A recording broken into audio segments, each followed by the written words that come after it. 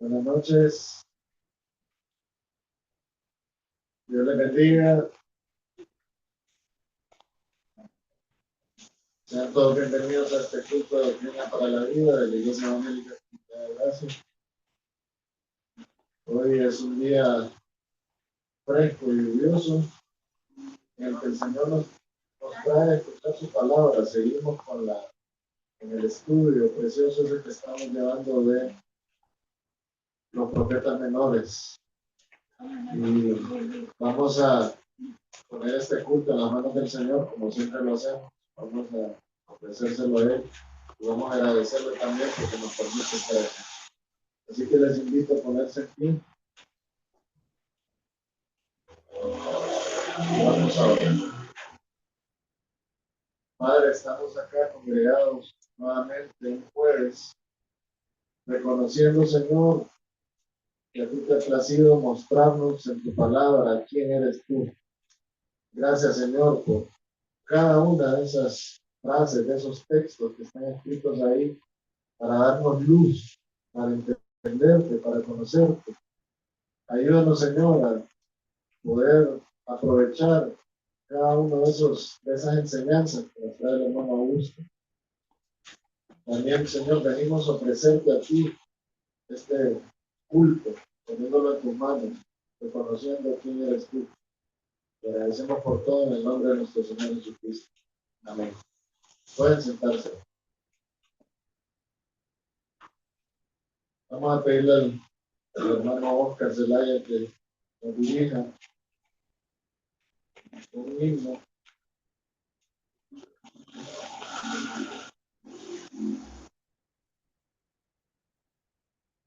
Vamos a entonar todos juntos al Señor. Adelante, hermano. Un acompañado de su esposa. Adelante.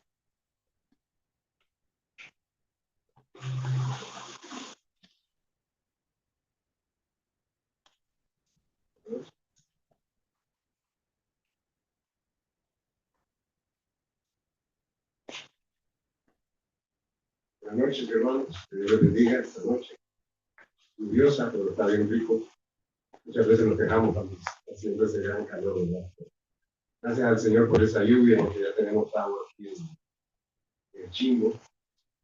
Y dice la Biblia sobre el nacimiento del Señor Jesús. Aconteció en aquellos días que se promulgó un edicto de parte de Augusto César, que todo el mundo fuese empadronado. Este primer censo se hizo siendo Cirenio gobernador de Siria.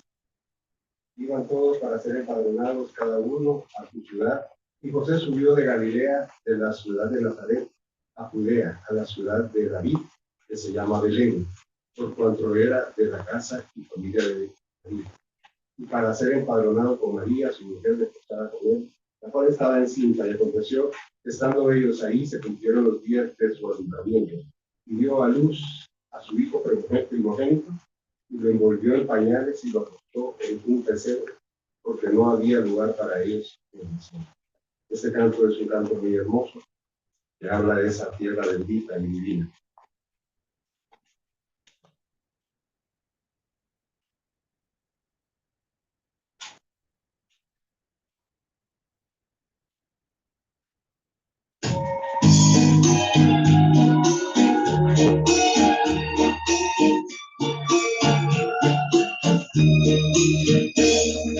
Tierra bendita y divina está en Palestina, donde nació Jesús. En las naciones cubres, bañadas por la lumbre que derramó su luz. Esta historia inolvidable, porque en su seno se derramó la sangre, preciosa sangre, el unigénito Hijo de Dios. La sangre, preciosa sangre, el unigénito Hijo de Dios. Está la historia del pasado, en tu seno sagrado vivió el Salvador. y en tus hermosos olivares hablo a los millares la palabra de amor. En esta historia inolvidable, porque en tu seno se derramó la sangre, preciosa sangre del unigénito Hijo de Dios. La sangre, preciosa sangre del unigénito Hijo de Dios.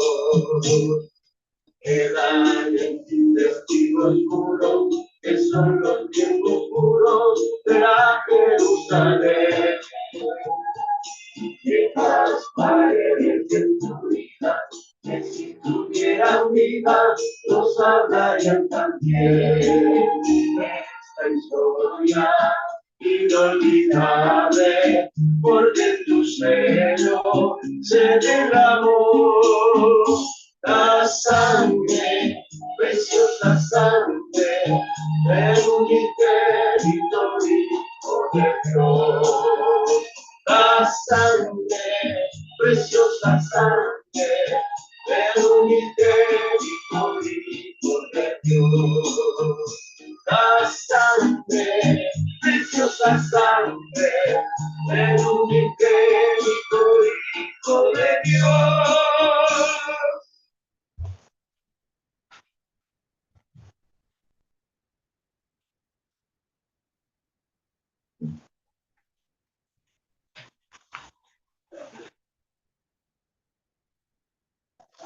Vamos ahora a leer la información semanal de nuestra iglesia. En primer lugar, a todos los caballeros les invitamos a nuestro segundo desayuno de caballeros. Se va a realizar este sábado, pasado mañana, a las 7 de la mañana, acá en las instalaciones de la iglesia. Les recordamos traer un invitado. El fin de estos desayunos es que compartamos como hermanos de la congregación en comunión, pero también que traigamos invitados a que escuchen la palabra de Dios. El tema va a ser amor por la palabra de Dios, utilizando como texto clave Salmo 119, del 41 al 48, y el expositor invitado será el pastor Julio Pacheco, que ya todos lo conocen. Así que es un día propicio para traer invitados. Les invitamos también a asistir a nuestro evento de medio año, es el próximo sábado. No es pasado mañana, es el siguiente, sábado 29. El evento de medio año se llama Koinonia 2024.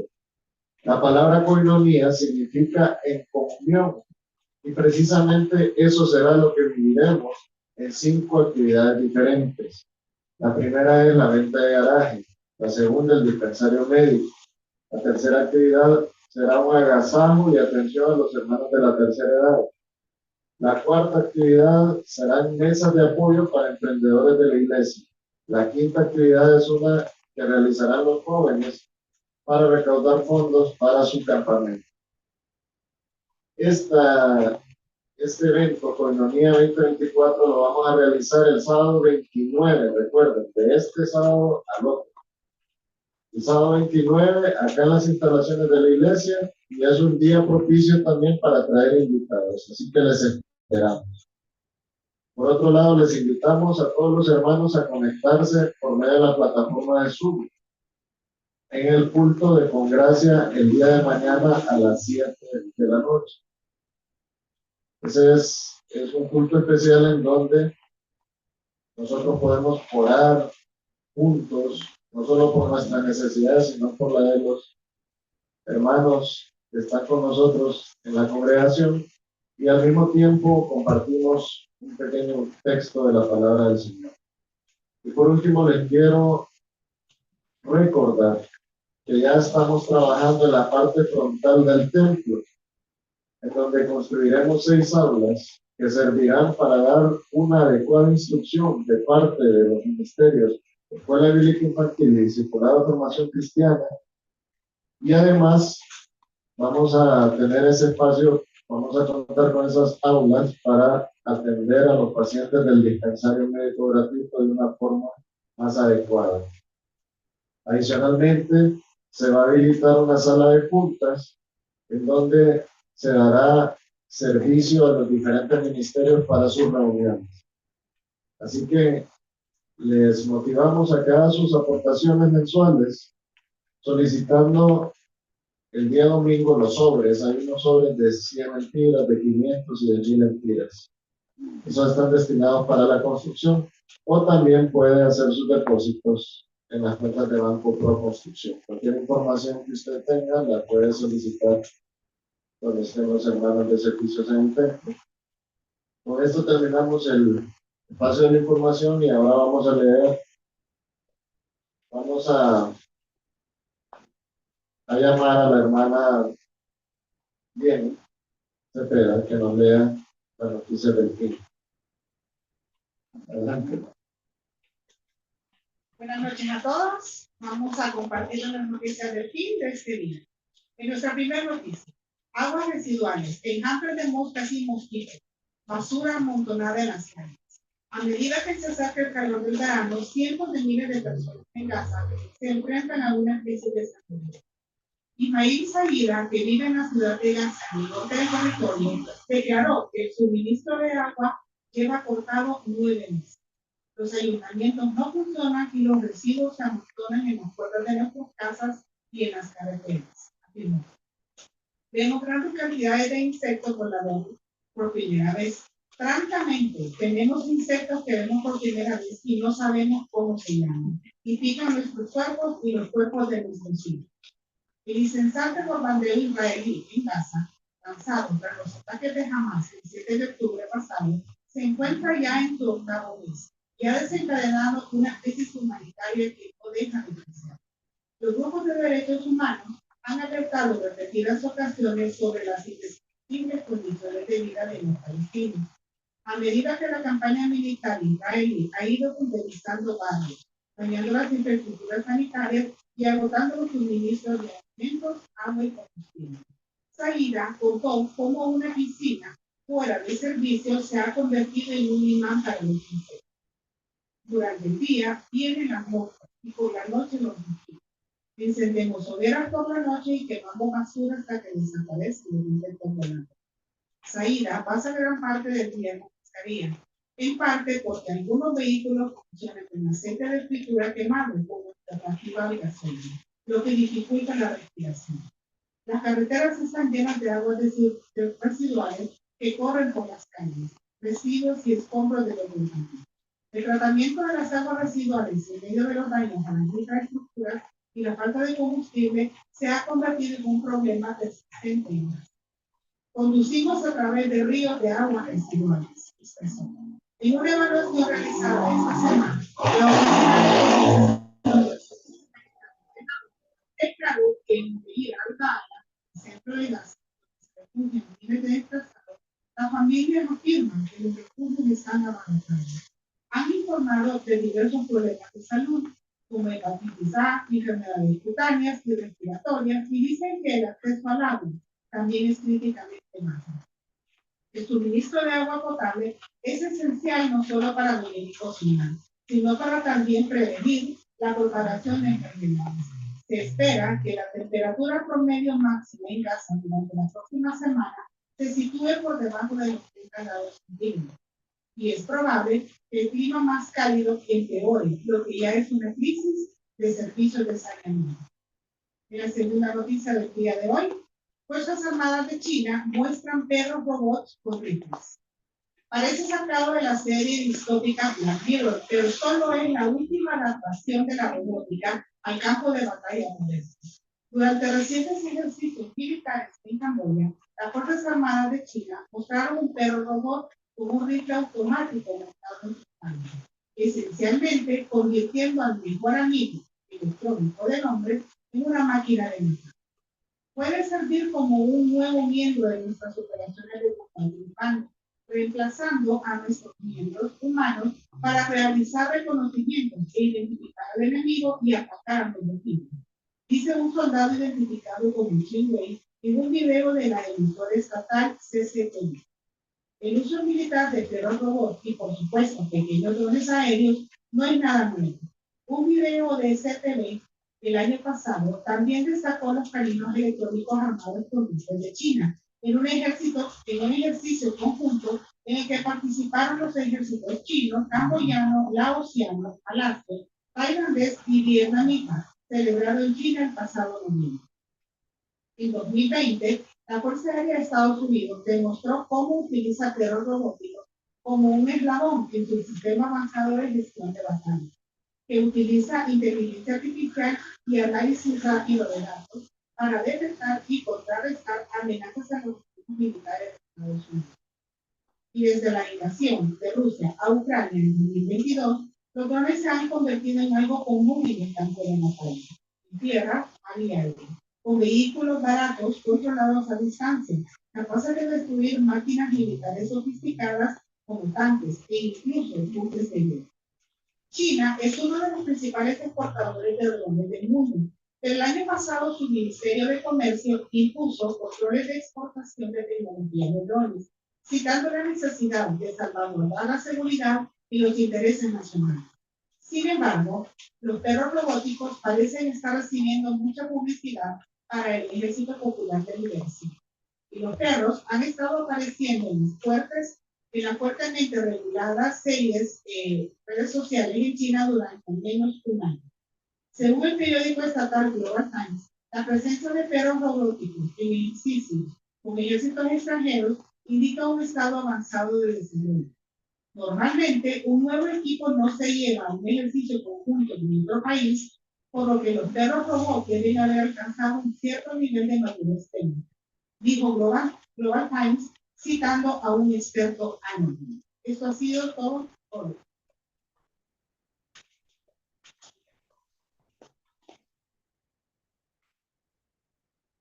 Les pido ahora que me acompañen en la lectura del material de edificación. El tema de hoy es la seguridad eterna. Cuando las personas llegan a conocer a Cristo como su Salvador, entran en una relación con Dios que garantiza su seguridad eterna. Judas 24 declara: y a aquel que es poderoso para guardaros sin caída y presentaros sin mancha delante de su gloria con gran alegría. El poder de Dios guarda de caer al creyente.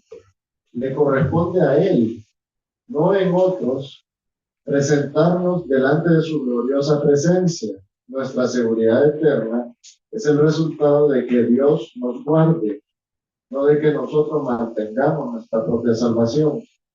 El Señor Jesucristo proclamó: y yo les doy vida eterna y no perecerán jamás, ni nadie las arrebatará de mi mano.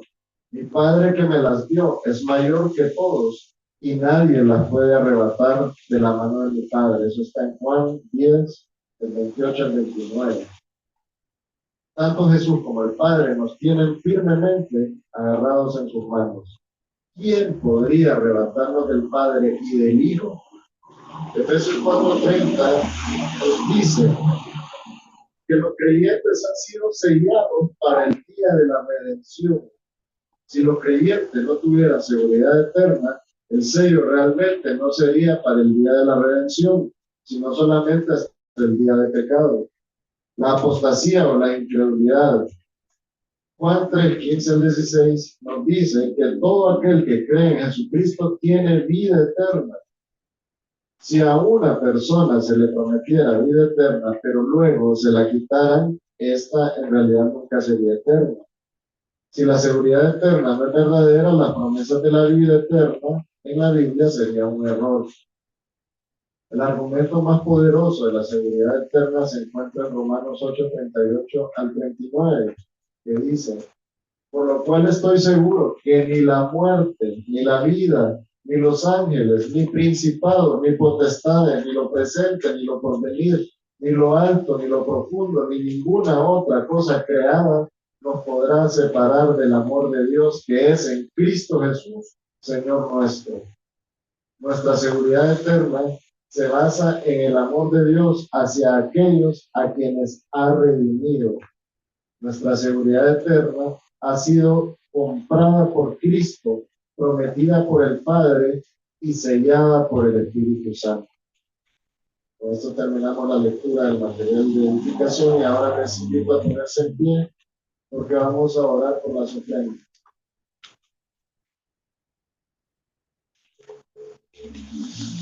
Padre, venimos a ti reconociendo tu bondad, tu bendición, tu misericordia. Venimos en este momento a depositar nuestras ofrendas, sabiendo, Señor, que tú has sido el proveedor de todos estos recursos. Te pedimos, Señor, por la iglesia, porque se puedan suplir todas las necesidades que existen, tanto administrativas como en la parte de construcción. Confiamos, Señor, en que tu mano siempre ha estado con nosotros y siempre lo estará. Oramos en el nombre de nuestro Señor Jesucristo. Amén. Ahora, hermanos, los dejo con nuestro querido hermano Augusto de Estepe, quien nos dará una enseñanza siempre de los profetas menores en el estudio del libro de Oseas. Adelante, hermano Augusto.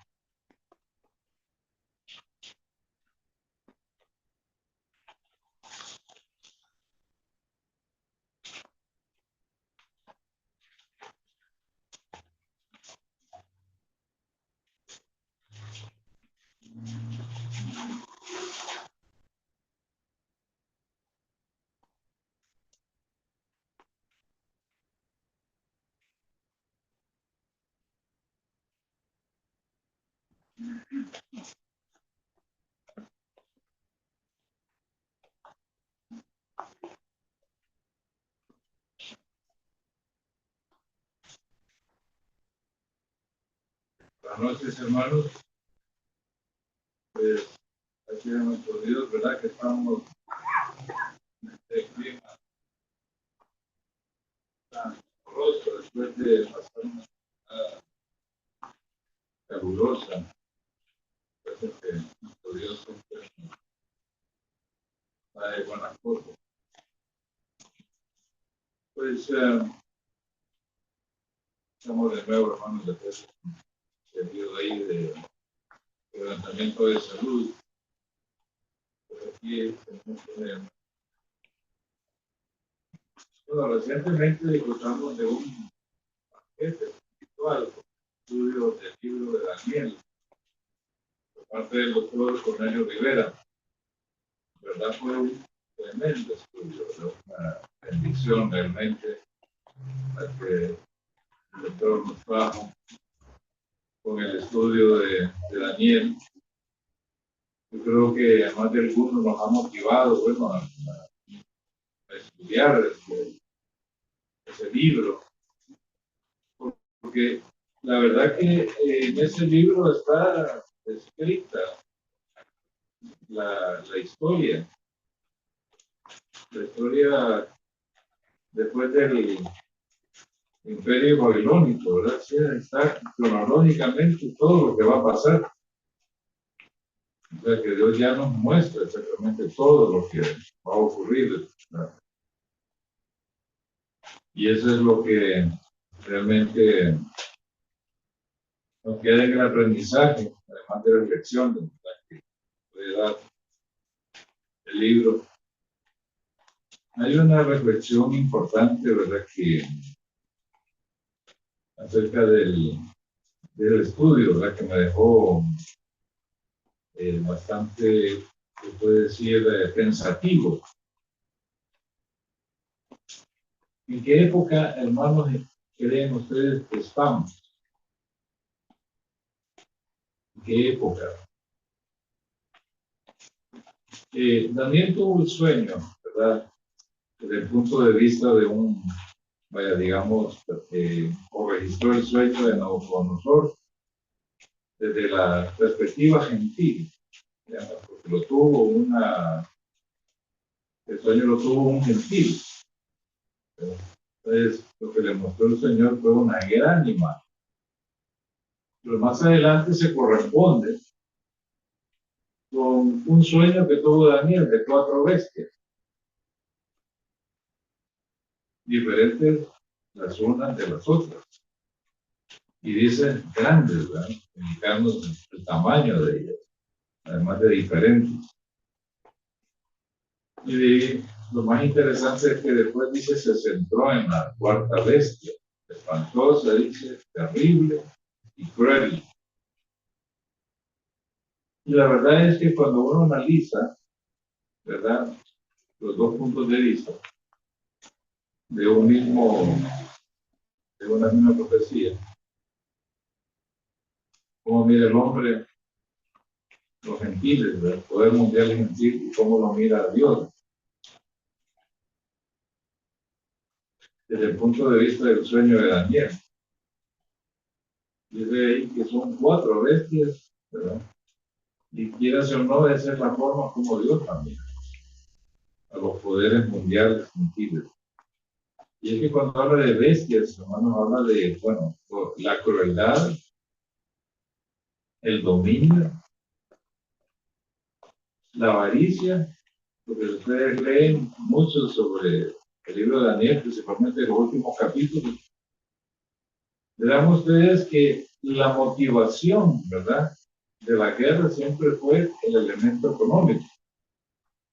O sea, uno hacía la guerra contra el otro y capturaba grandes riquezas. O sea, nunca se iba con las manos vacías, sino que hay siempre una motivación económica. Y que alguien me dijo una vez, un empresario, todas las guerras son económicas.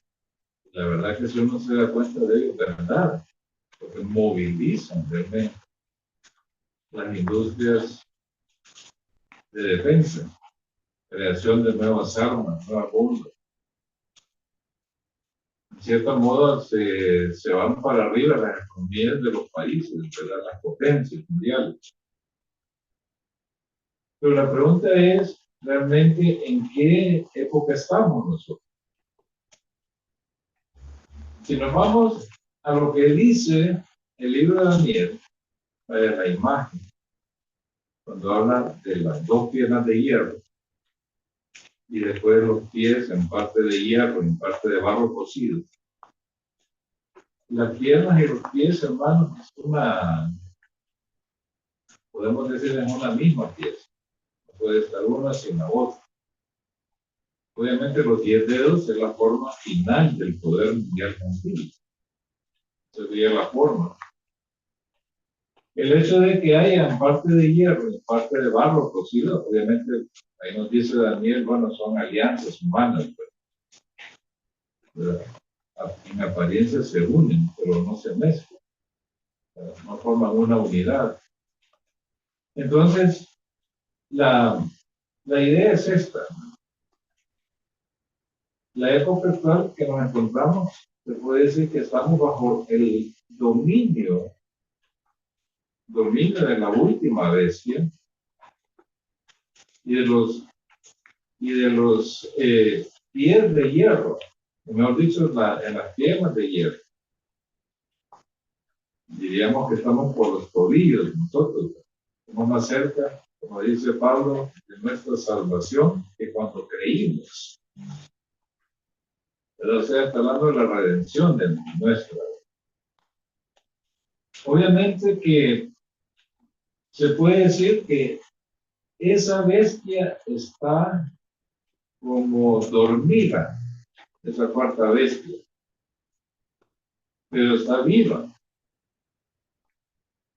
pero está dormida, así como el oso, ¿verdad?, que duerme, que hiberna. Por eso es que hablamos, hermanos, de él. Nosotros siempre hablamos del Imperio Romano revivido. Digamos que nos encontramos en esa parte, nosotros, la iglesia, estamos en esa parte. Puede, algunos dicen, bueno, es un paréntesis también, podría ser un paréntesis, ¿verdad?, en el cual la bestia duerme, ¿verdad?, que es el periodo de la iglesia. Sin embargo, ¿dónde, digamos, cómo se expresaría en la época actual de ese cuarto reino? ¿Verdad? O sea, esos 2 pies, esas 2 piernas de hierro. Miren ustedes que qué es lo que ha sobrevivido desde la época del Imperio Romano.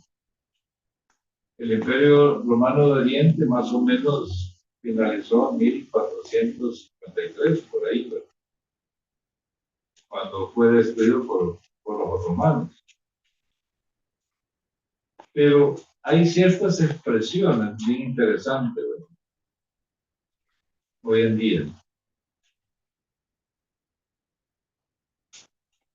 Una de ellas que ha sobrevivido y que tiene dominio mundial es la religión.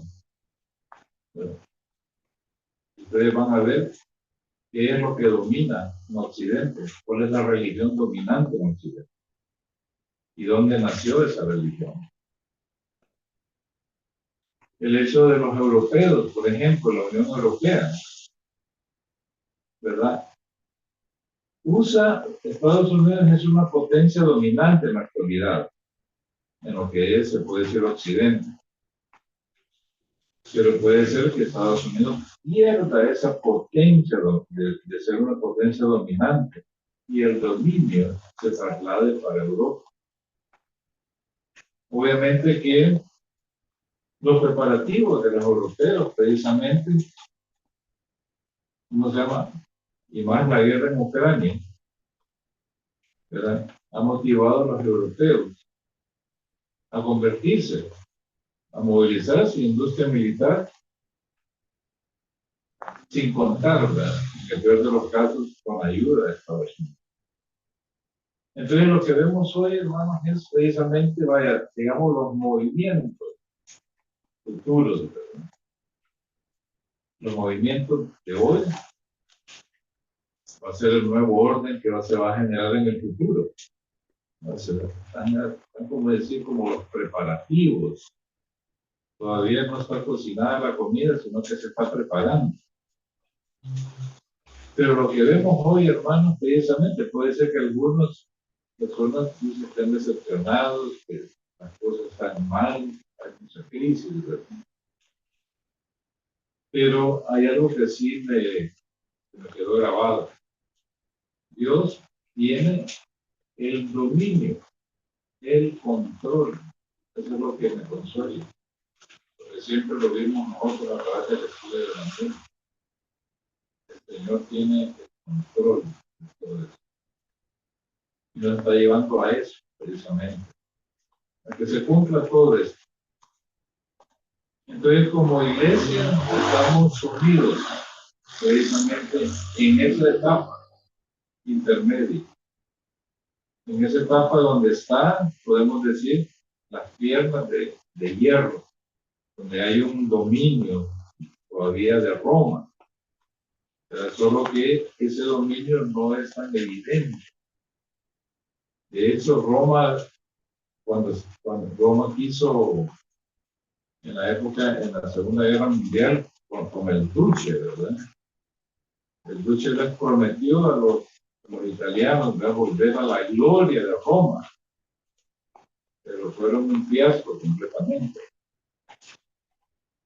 No aportaron nada. Hasta Hitler decía, ¿verdad?, que ellos eran como una especie de estar cargando peso muerto, porque no contribuían a la guerra. O sea, no sabemos que se pudiera tener una confianza. Entonces, nosotros vamos a eso precisamente. Los movimientos que miremos nosotros en el futuro va a ser que Europa definitivamente el dominio mundial se va a trasladar a Europa. Ahí, en la zona del Mediterráneo. Porque todo tiene que ver siempre con el Mediterráneo. El hecho que Daniel soñara que los 4 vientos del cielo combatían en el gran mar. En su mente era para él lo más cercano que tenía el mar Mediterráneo, aunque sabemos bien, ¿verdad?, de que el mar se refiere a las naciones en su estado de agitación, ¿verdad?, en su estado de confusión. Pero nos encontramos en esa época, precisamente, en esa época que lo que va a surgir, ¿verdad?, Pero lo que vamos a ver, bueno, no vemos todavía el surgimiento de los cuernos de la bestia, los 10 cuernos, ¿verdad? Pero sí nos encaminamos a eso, ¿verdad? A esa situación, ¿verdad? Entonces nos encontramos en eso, cuando veamos nosotros la gran imagen, cuando pensamos, y en esa época, en esa transición de donde es puro hierro, a donde es, y a donde es hierro y barro cocido, porque en algún punto hay uno que llega el hierro y después llega el hierro combinado o hierro mezclado, ¿verdad? En ese punto nos encontramos. No dice ahí en Daniel que la cuarta bestia la mataron, porque es el Señor el que va a matar la cuarta bestia. Él la va a destruir y la va a hacer pedazos. O sea, no hay otro imperio que destruyó, que vaya a destruir la última bestia, que es espantosa y terrible, terriblemente cruel. O sea, no hay otro imperio que la destruya, sino que es el Señor el que la va a destruir.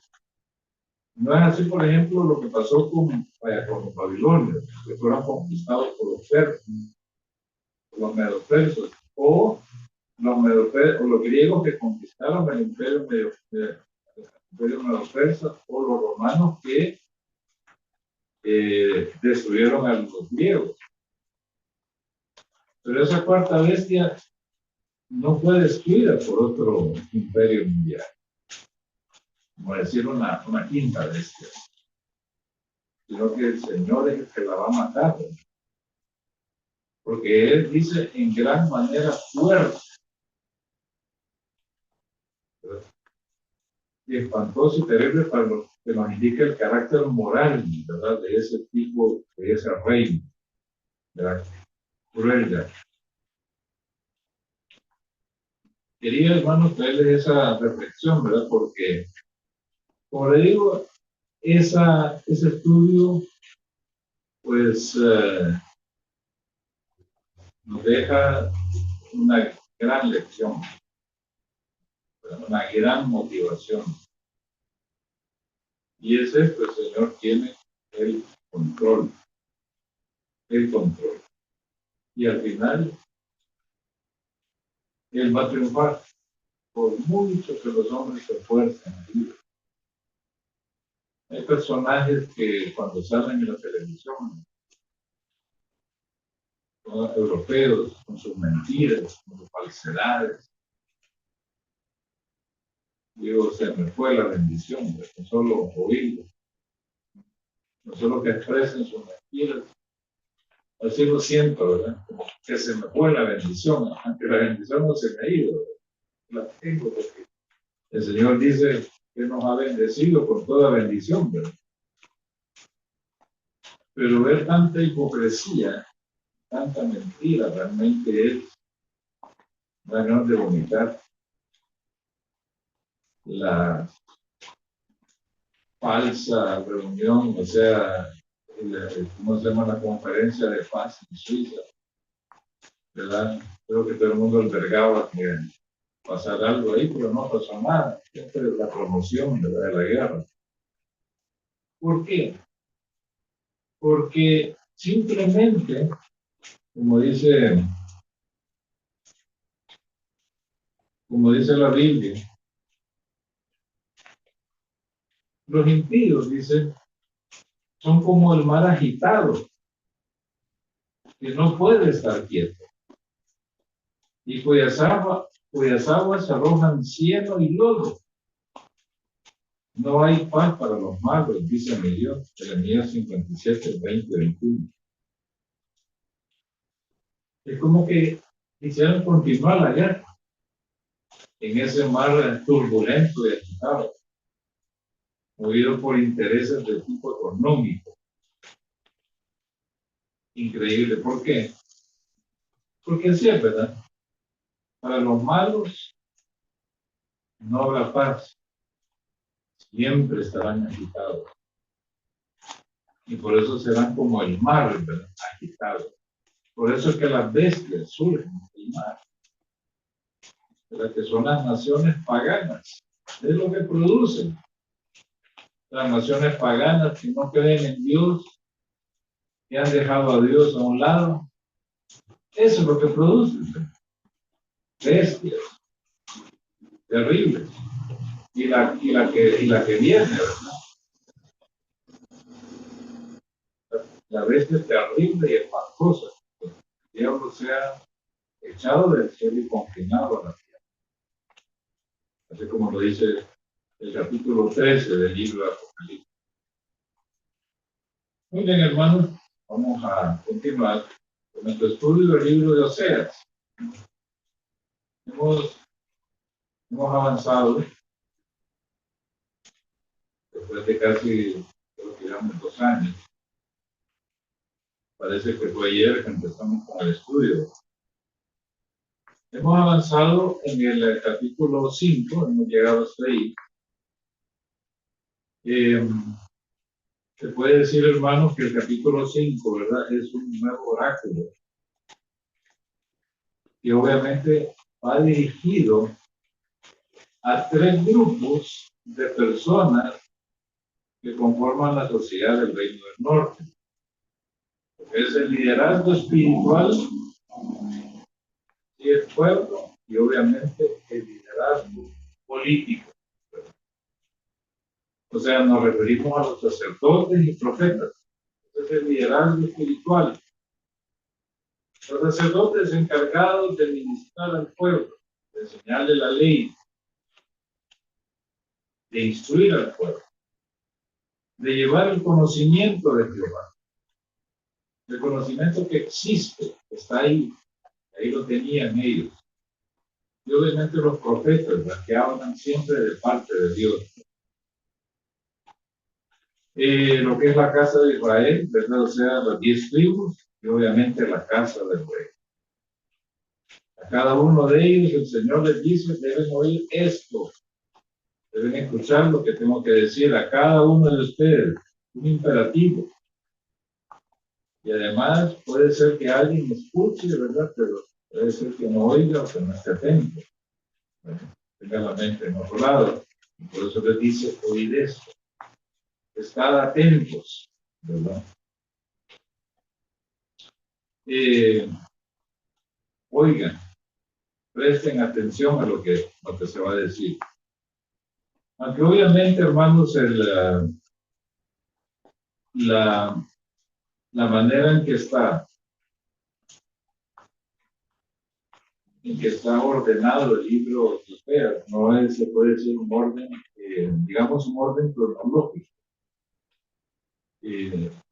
Puede ser de que de repente una profecía se aplica antes del capítulo anterior, ¿verdad?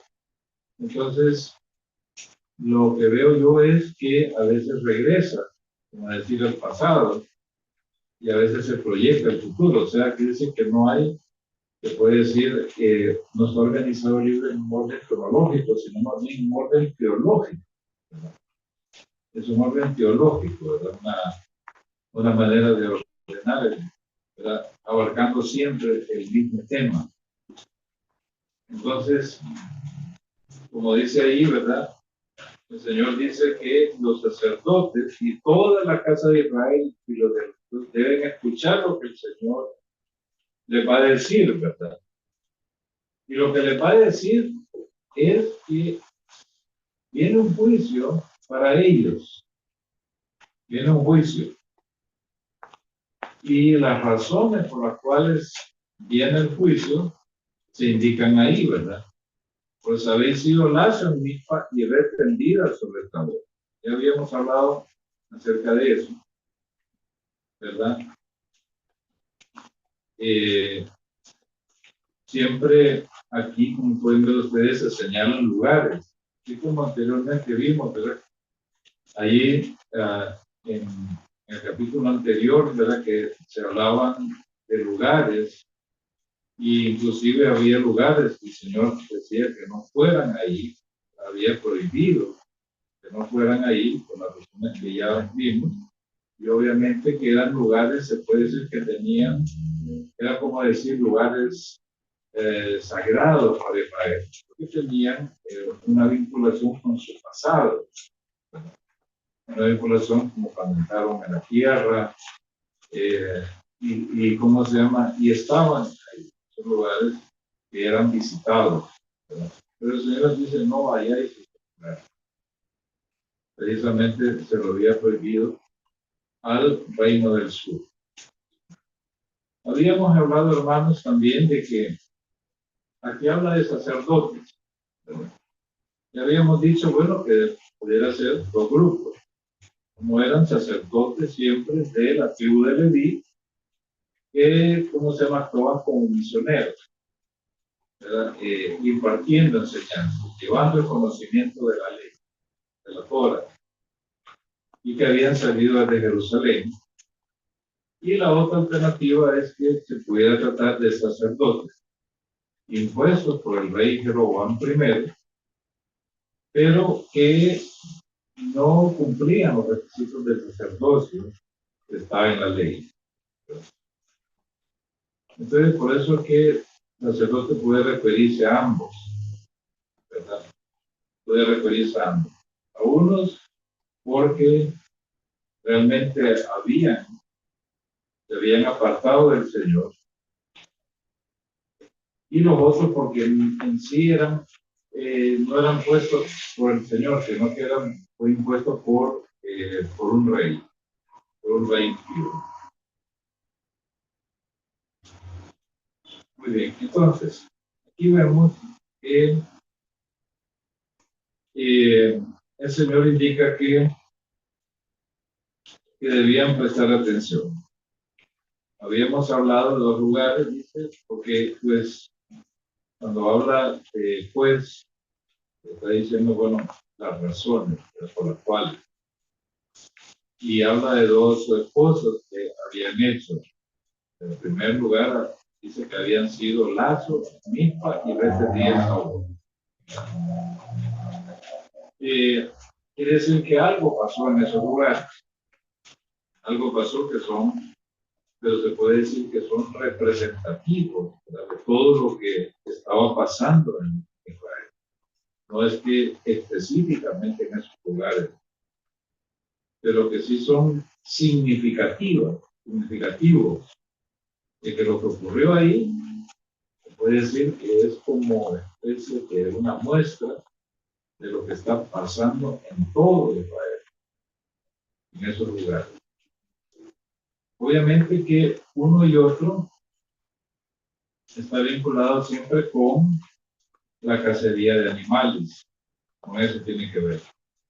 La ciudad de Mizpa estaba situada cerca de Jerusalén y Tabor se encontraba cerca del mar de Galilea. Había un camino que conectaba todos esos lugares, ¿cómo se llama?, con Betel, Gilgal y Mizpa. Recordemos que por esos lugares, por ese camino, era transitado el profeta Samuel. El profeta Samuel iba a ministrar siempre como sacerdote, como profeta de Dios, entonces él caminaba por esos lados. Era un hombre bien activo, Samuel, o sea, no andaba poniendo excusas. Y eso que en aquel tiempo no había vehículos, sino que él estaba por esos caminos, para enseñar al pueblo, para juzgar al pueblo. Entonces, esos lugares obviamente había caminos que conectaban y eran caminos, vaya, de peregrinación, ¿verdad?, que llevaban a lugares importantes como Betel, ¿verdad?, o Gilgal, en esos caminos. Sin embargo, pasaba algo muy interesante.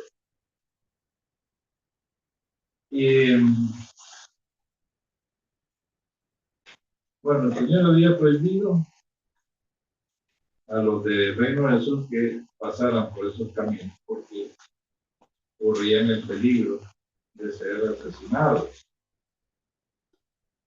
Pero, ¿quiénes eran quiénes eran esta banda de delincuentes que mataban en el camino. Vimos anteriormente, ¿verdad?, que esta banda, ¿cómo se llama?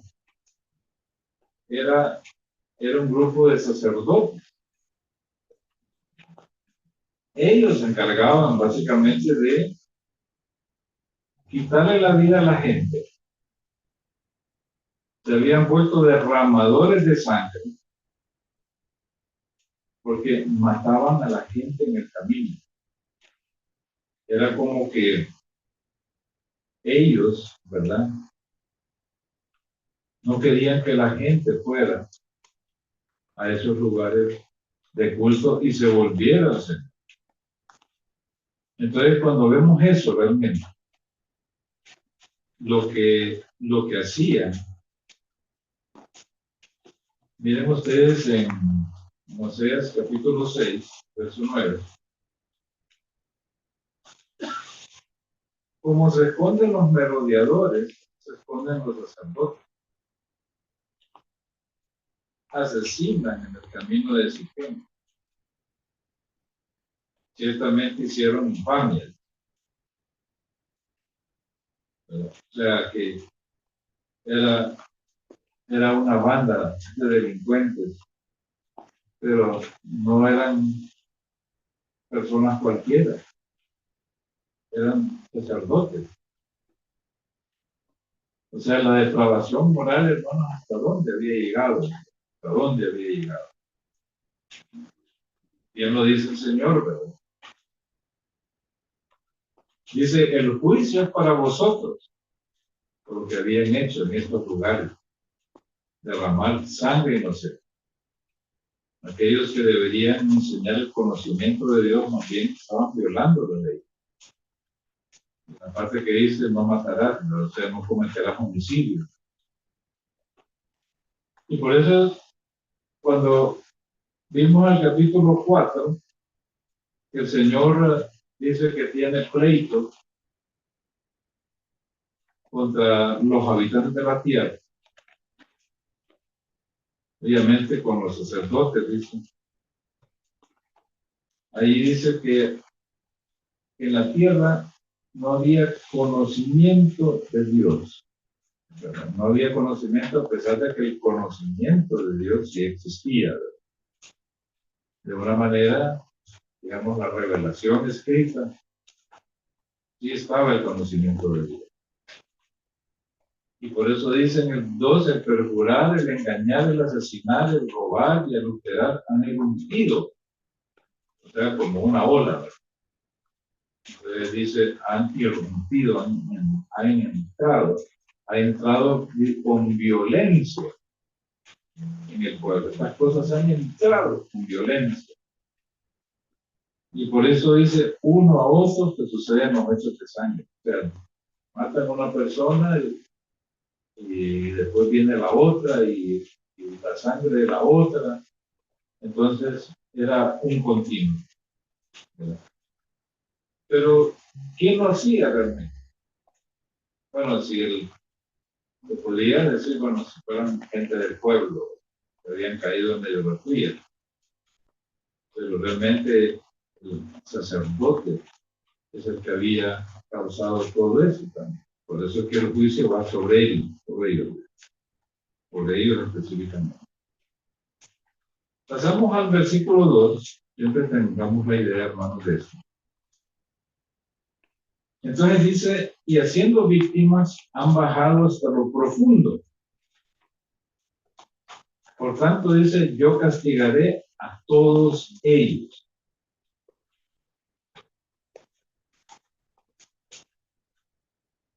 En la parte esta, interesante, ¿verdad? Nos dice, en otra versión, dice, han profundizado la fosa de Sittim.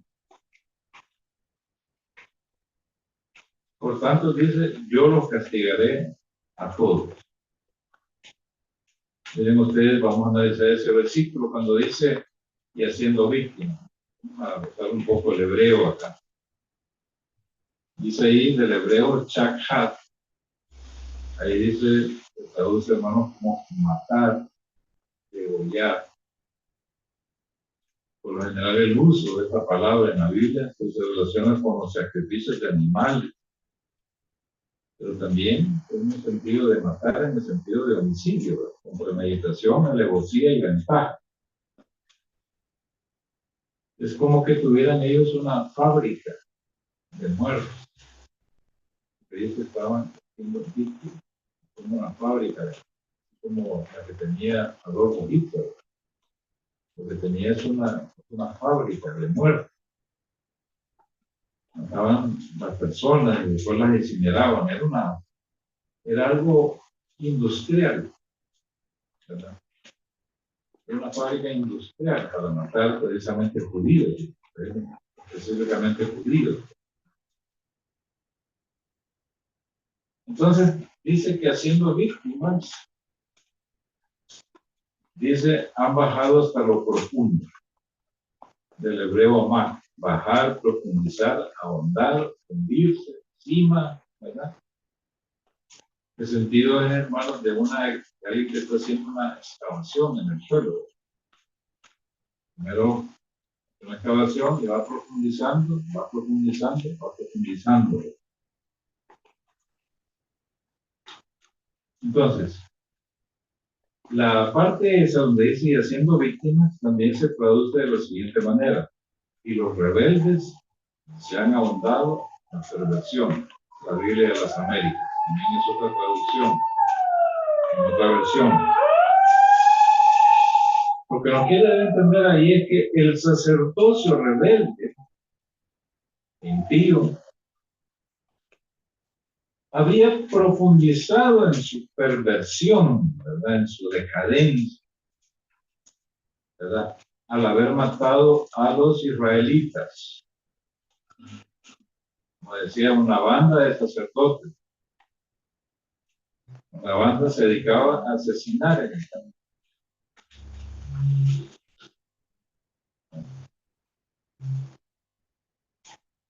Lo que igual demostraba definitivamente que no había conocimiento de Dios. Y sobre todo que no tenían los mismos sacerdotes conocimiento de Dios. Tenían que enseñar el conocimiento de Dios, ¿verdad? Pero no tenían conocimiento de Dios. Es una paradoja. Es una contradicción. Enseñar el conocimiento de Dios sin tener el conocimiento de Dios, no solo el conocimiento intelectual, sino una relación personal, porque va más allá del conocimiento. Es una relación personal. Entonces, esa era su forma de actuar, derramar sangre. Y claro, además de los negocios que tenían, ¿verdad? Porque habían hecho, como lo habíamos visto, ¿verdad? En Oseas 4:8 dice, comen las ofrendas por el pecado de mi pueblo y apetecen su iniquidad, ¿verdad? En el sentido que ellos motivaban al pueblo. En vez de motivarlo hacia la santidad, hacia honrar a Dios, más bien dice que apetecen su iniquidad. Están deseosos de que el pueblo peque, de que el pueblo, ¿cómo se llama?, haga iniquidad para que presenten sacrificios de animales. Entonces, por eso dice que apetecen su iniquidad, porque para ellos representaba definitivamente el negocio, la venta de animales y todo eso, ¿verdad? Y también de que se quedaban con lo mejor de la, podemos decir, del animal, ¿verdad? La mejor parte, ¿verdad? Del animal. Entonces, por eso dice que apetecen su iniquidad. Quiere decir que por su actuar, digamos, se hundieron en su maldad. ¿Qué significa entonces que se hundieron en su maldad? Que serán llevados a un lugar de tormento. Miren ustedes que el hebreo amar, ¿verdad? También se traduce como cima. Esta misma palabra en el griego es la misma que se utiliza en el rico y Lázaro. Cuando cuando el rico despierta en tormentos y ve en el otro lado a Lázaro, ¿verdad? Entonces le pide a Lázaro, mira a Abraham, sí, mira a Lázaro, correcto, en el seno de Abraham. Y le pide a Abraham que venga acá, a este lugar, para que refresque su estado de tormento. Pero dice, no, hay una cima puesta entre los dos, como decir un abismo profundo. De tal manera que nadie puede pasar de un lugar a otro. Cada quien está en su lugar, dependiendo de lo que hizo la tierra. O sea, si, ¿cómo se llama? Y fue justificado, ¿verdad? Entonces, por eso dice que por el actuar de ellos se hundieron estos sacerdotes, ¿verdad? Y obviamente su maldad se ha llevado a un lugar de tormenta. Mismo que dice el Salmo 140 días.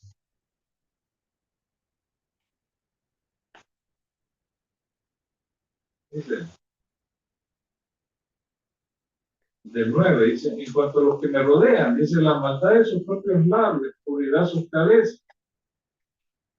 Sobre ellos caerán brasas también. Dios les dejará caer en fuego, en profundos hoyos, de donde no podrán salir. O sea, como dice, van a ser llevados a un lugar de tormento. Después dice, por tanto, ¿verdad? O sea, en vista de lo que ellos han hecho, de cómo ellos han hecho víctimas. Dice, yo castigaré a todos ellos. Pero es interesante, hermanos, ahí, ¿verdad? Cuando vamos al hebreo, el término es de castigar. Viene del hebreo musar. Y tiene otro sentido, corrección, consejo, enseñanza, también castigo, reprensión, advertencia, instrucción, restricción. Tiene todo eso sentido. Entonces, se puede decir que, miren ustedes, que el juicio del Señor no es porque Él quiera realmente llevar a cabo el juicio. Digamos, el juicio, como habíamos hablado anteriormente, ¿verdad? Contra vosotros es el juicio, ¿verdad? Pero lo que el Señor quiere, lo que podemos interpretar ahí, de que el Señor quiere castigarlos, pero no tanto para destruirlos, a pesar de las cosas abominables. Entonces lo podemos interpretar de dos maneras distintas. Lo primero es como amenaza de recibir la disciplina venidera. O sea, como una amenaza en ese sentido. Así como lo dice 10:10.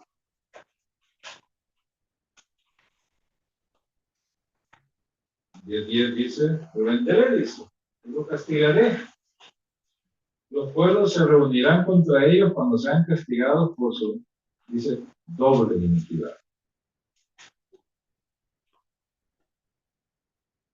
Entonces, esa es una forma de entenderlo, pero también la otra forma, como los esfuerzos divinos para corregir la rebelión del pueblo. ¿Verdad? Como digo, esa parte, por tanto, yo castigaré a todos ellos. En la iglesia de Jerusalén dice, yo seré castigo para todos ellos. Pero una forma de tratar del pueblo de corregirlo, que se vuelvan al camino. Miren en Amós, ¿verdad? Amós 4, vean ustedes la disciplina del Señor, ¿verdad? 4:6 dice, por mi parte yo he temido al diente limpio en todas vuestras ciudades. y con falta de pan y todo por su pueblo. Dice, pero no os volvisteis a mí, dice Jehová. Y el Señor le quitó la provisión del alimento. También os detuve la lluvia, faltando 3 meses para la siega. Hice llover sobre una ciudad y sobre otra no hice llover.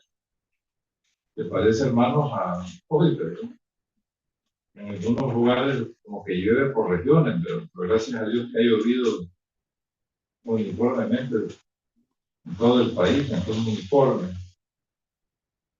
Pero dice, sobre una ciudad y sobre otra no hice llover, sobre una parcela llovió y la parcela sobre la cual no llovió se secó. Acudían 2 o 3 ciudades a otra ciudad para beber agua y no se saciaban, pero no volvisteis a mí, dice Jehová.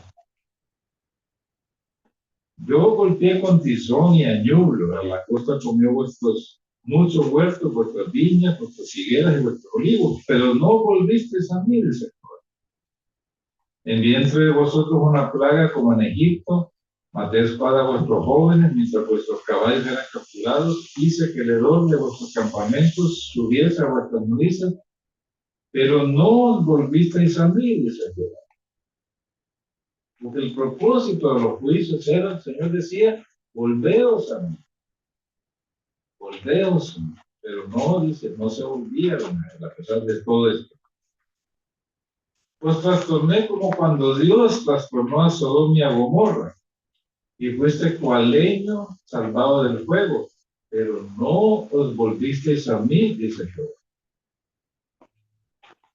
Por tanto, de esta manera te haré, Israel, y porque voy a hacer de esto, prepárate para el venir al encuentro de tu Dios, oh Israel. Como pueden ver, una palabra clave.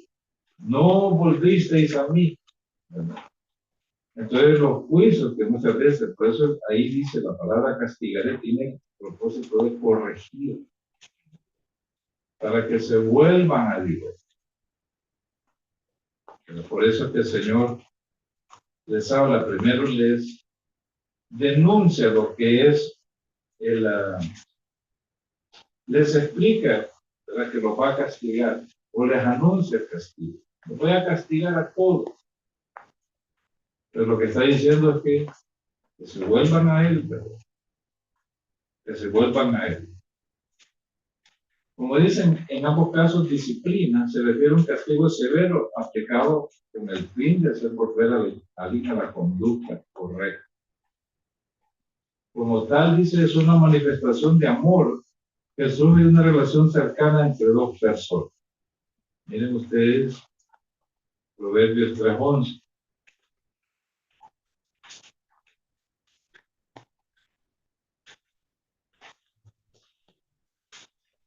Dice, no deseches, hijo mío, la disciplina de Jehová, ni te resientas por su reprensión. Y en 13:24 nos habla de la disciplina que el Señor ejecuta. Cuando dice que el que detiene el castigo por su hijo, pero que lo ama, se esmera en corregirlo. Va a decir, Señor los mira siempre como su pueblo, y hay que corregir, y tiene que volver al camino. Por lo tanto, es evidente el objetivo positivo que el Señor tenía en mente al aplicar el castigo. No era tanto, como lo hemos visto muchas veces, destruir, ¿verdad?, sino que se volvieran al camino. Dice en el 5:15, voy a volverme a mi lugar hasta que reconozcan su culpa. 5:15, voy a volverme a mi lugar hasta que reconozcan su culpa y busquen mi rostro. Y en su angustia me buscarán con diligencia. O sea, cuando el Señor les traiga el juicio, realmente es lo que espera, ¿verdad? Como decía el Señor, dice, o sea, voy a volverme a mi lugar. O sea, tienen ya el anuncio. O sea, se está predicando. ¿Ves? Voy a volverme por un momento a mi lugar para ver si ellos reflexionan y reconocen su culpa. Porque el pecado, hermanos, va de la culpa, ¿verdad? Y dice, y busquen mi rostro. Obviamente que eso es lo que el Señor quiere siempre, la disciplina. La disciplina trae como objetivo siempre el volverse al Señor, buscar su rostro, reconocer la culpa. Y es lo que buscaba el Señor. Por eso dice, los castigaré, los voy a corregir, pero con ese propósito, no con un propósito destructivo, porque el Señor lo mira todavía como mi pueblo. Muy bien, hermanos, vamos a quedarnos ahí. Estoy seguro que el Señor nos enseña muchas cosas. Él es amoroso, pero Él es justo. Y siempre los juicios, los castigos, siempre son correctivos. Siempre. Señor le bendiga.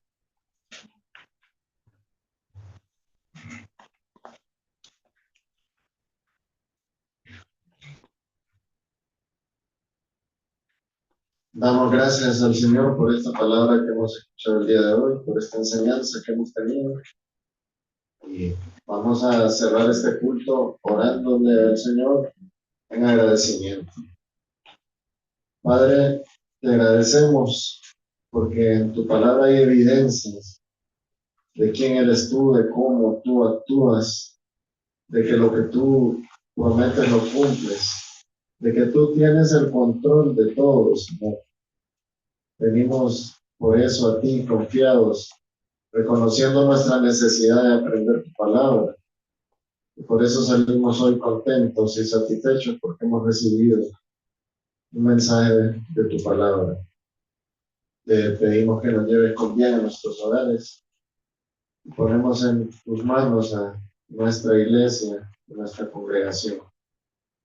Oramos en el nombre de nuestro Señor Jesucristo. Amén. Buenas noches, hermanos. Que el Señor les bendiga.